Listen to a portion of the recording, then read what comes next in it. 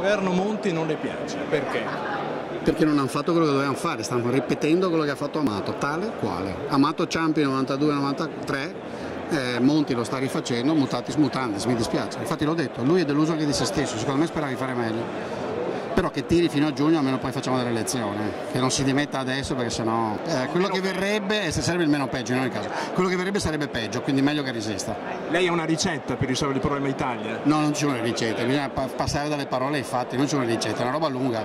Anche questo la Merkel, che non è scema, l'ha capito. Ha detto da sta cosa si esce in tanti anni con tanta fatica, perché siccome l'abbiamo costruito sto gran casotto in tanti anni di errori, non è che c'è la ricetta magica, il silver bullet che dalla mattina alla sera risolviamo tutti i problemi, ci vuole una certa pazienza, solo che bisogna anche fare le cose, non si può parlarne solo, e questo mi sembra un po' il problema italiano, è che si continua a parlarne, poi ogni tanto si aumentano le tasse. Fare una pulizia intanto di politici che abbiamo sarebbe già un buon inizio.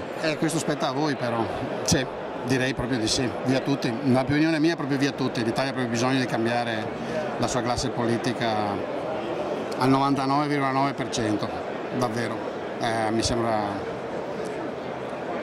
il problema.